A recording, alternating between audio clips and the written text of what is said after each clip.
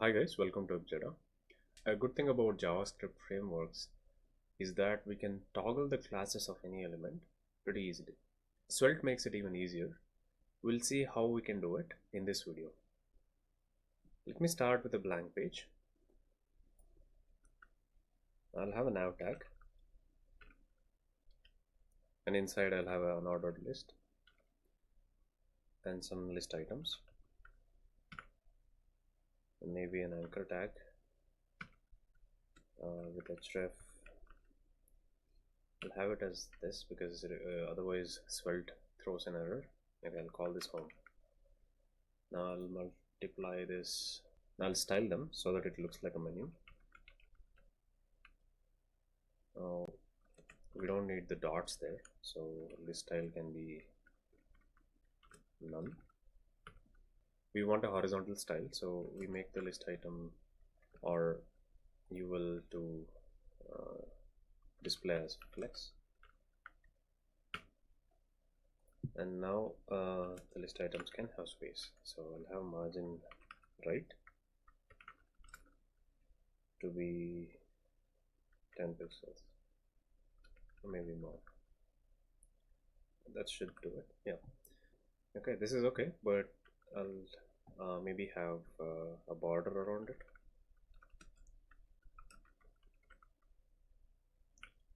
I'll give a padding of something like this. This is too much. This should do. This can be 15.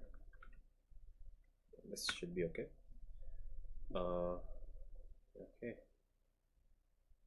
Alright.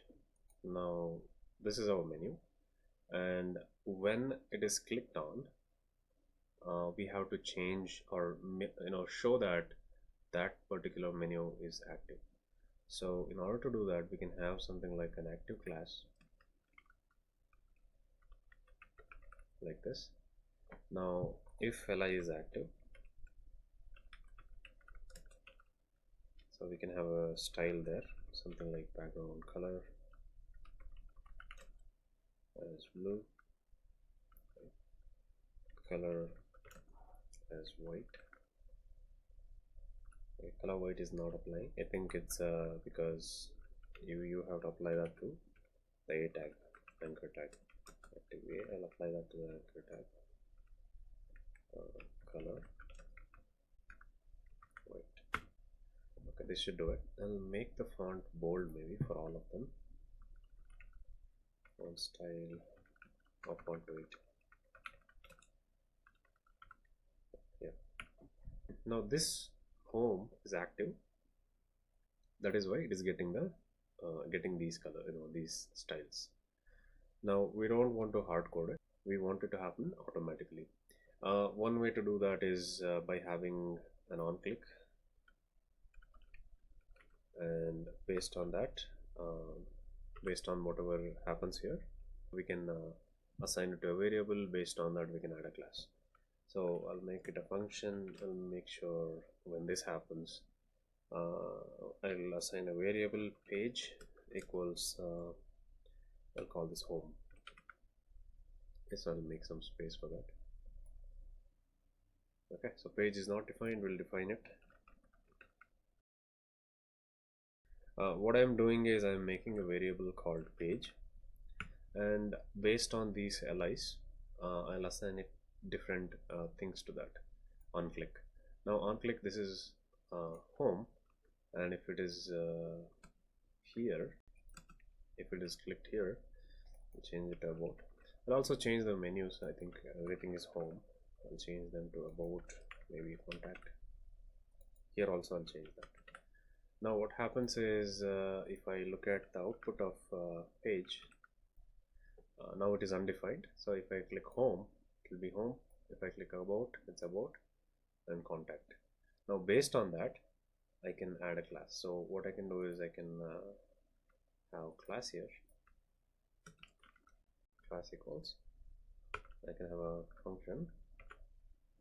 We need to have a if condition inside, so I'll use ternary operation. The thing we want is page equals equals. This is how you test against something. Home. If page equals home, then have active here. Else is column. We don't want anything. Null. This is for home. This is home. This is about, and this is contact. Now what happens when I click on it? If page variable is home, then it will add active class. So active class is added to home, and here it is adding it to the second li because the page is about and contact.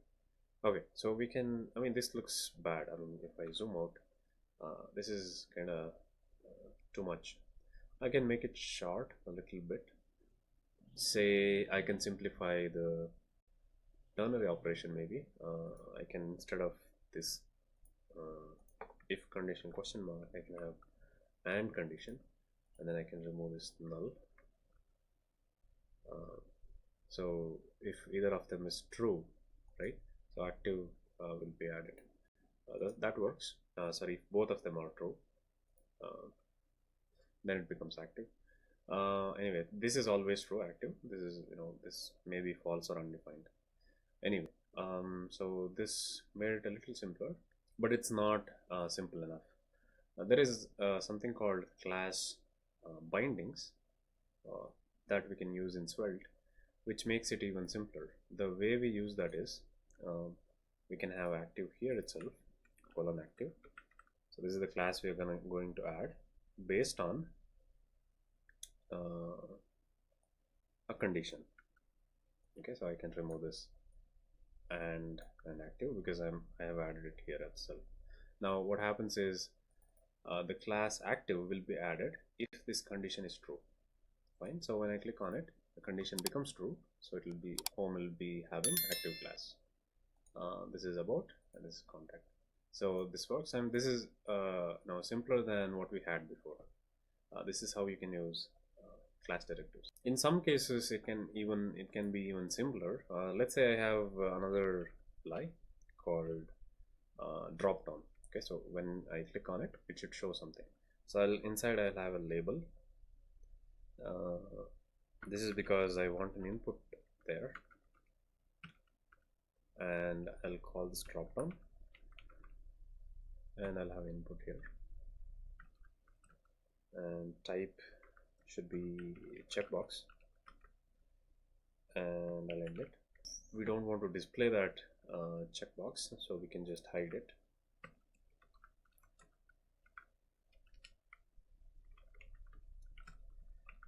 If you didn't know, if you put an input inside the label, then even if you click on the label, it works.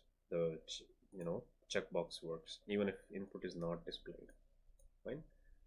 If you want to see it, I can just hide it maybe and show it here. If I click on drop down, the checkbox works. I don't have to go to the checkbox and click it. So that's what I'm doing here. I'm hiding it. Now that way it looks like a menu item. Now based on the checked condition, I'll bind checked to a variable called dropdown. Okay. Now here I can have let dropdown equals false. For now it is false. Now we'll have the dropdown also somewhere. Maybe we can have it here itself, but it's better. Let me try here. What happens?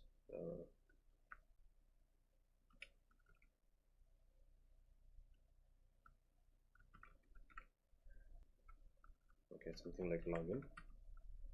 Okay, so this kind of breaks the UI there, so I'll just have it here. You can style it in different ways later.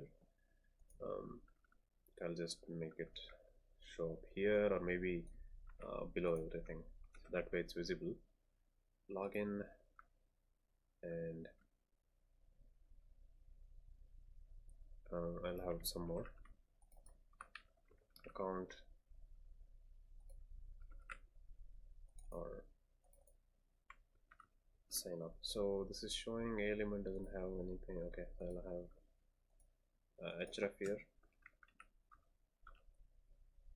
Empty won't work. I'll have something here. So this should be okay. So what I want to achieve here is when I click on the drop down, then only these things should show up. So I'll call this my account or something. And when I click on my account, these things login, sign up, and account should show up.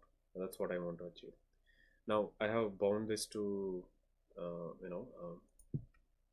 our variable dropdown. So if you want to see dropdown here instead page, if I click on it, it becomes true, right? So based on that condition, I can display or hide this. Or one way I can do this is maybe I use a if condition here.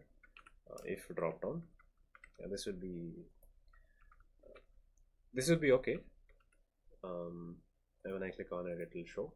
I mean, even better is having a class to display. I mean, let's say you want it in the DOM always, then you can use this class. Maybe dropdown equals, depends on dropdown, whether dropdown is true or false.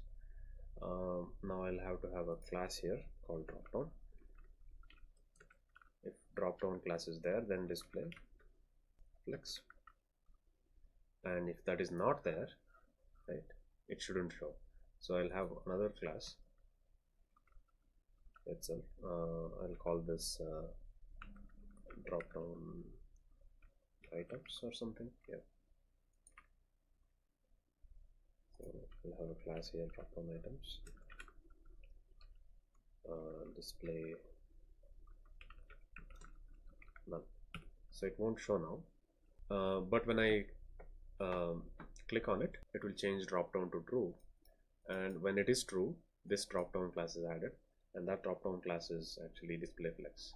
So that should again work as expected, right? Now that is there. And actually, when this variable and the class directive both are of the same name, you can actually just remove it, and that becomes a little shorter, and it will still work. Okay, so this is how you can use the class directive to toggle classes and maybe add or remove classes. Okay guys, that's it for this one. I'll see you in the next one. Bye.